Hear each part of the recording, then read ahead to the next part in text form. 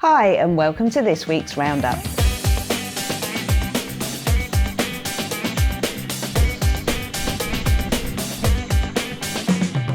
It's been another busy week for the team as Chris and I have been filming up at the O2 Arena in London for Chris Brown's tour. Richard finishes up the final leg of his own Asian tour in Singapore, and Simon has been touring the streets of Dubai. I'd had enough of the snow in the UK last week and decided it was probably time to go in search of warmer pastures.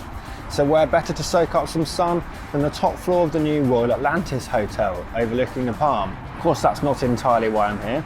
Without completely giving the game away, you'll be able to find out more about MEA Sound's extensive presence inside the hotel in due course. As you'd probably expect for a place that bills itself as the world's most ultra-luxurious hotel, it's impressive to say the least. It actually then rained yesterday, promptly giving me flashbacks to my very first Dubai trip in 2016, where I got stranded in Abu Dhabi for the better part of a day while covering the Red Bull Air Race. Thankfully this time, the rain went as quickly as it came. The rest of my week has largely been spent zigzagging between DIP and Airport Road, catching up with acquaintances both old and new. Thank you to everyone that's taken some time out this week to meet me. But I'm heading back to the UK tomorrow, so I'll probably stop making videos and get back to work. Over to you in the studio. Thanks, Si. In India's Bihar state, Patna Women's College has invested in a new AVL system for its recently completed 2,500-seat Veronica Auditorium. Sound experts won the contract to supply a complete turnkey solution for the auditorium, deploying a range of equipment from Shaw, Allen & Heath, Audiofocus, Quest Engineering and MEA Sound.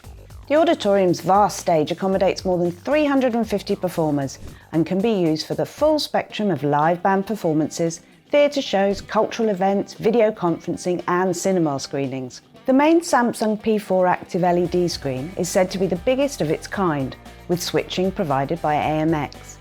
And the Audiofocus RS8A line array system is capable of delivering full 7.1 Dolby Cinema sound for screenings. Over in Taiwan, Reno Studios, a production house for film and television, has created a virtual production facility, and helping to bring its clients' stories to the screen is Brompton Technology LED processing. LED solutions from LED panel manufacturer AO Corporation was selected, as well as Brompton's Tessera SX40 4K LED processors to power the giant LED volume. Richard has had a productive week in Singapore, and we can hear from him now. It's been a great week catching up with everyone here in the market. No shortage of AV solutions. Singapore really has come back to life again after what's been a long lockdown period for most Singaporeans. No shortage of great projects to report on, and we're looking forward to coming back here soon for Broadcast Asia and catching up with everyone. Thanks for hosting us this week, and terima kasih, sheshe, thank you, and catch up with you soon from the UK. Thanks, Richard. And in appointment news, QSC has named Alan Chang as Director of Business Development APAC, where he will manage Pro Audio sales in the region.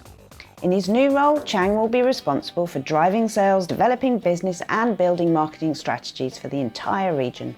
Lots of distribution news this week, kicking off with Janz, the established distributor of AV solutions in Australia and New Zealand, who've announced that from the 15th of May, its 8-year distribution partnership with Ampitronic will extend to commercial integration markets throughout New Zealand. In South Africa, Hall Technologies has recently expanded its presence and supply chains in EMEA via Cine AV, an African technical support and distribution provider for the industry. Ayrton has appointed MQ Lightings as its exclusive distributor for the Philippines, and finally back in Australia, Kramer has announced its expanded distribution partnership with AVA Distribution, an audiovisual distributor headquartered in Brisbane. That's all for this week. Thanks for watching and see you soon.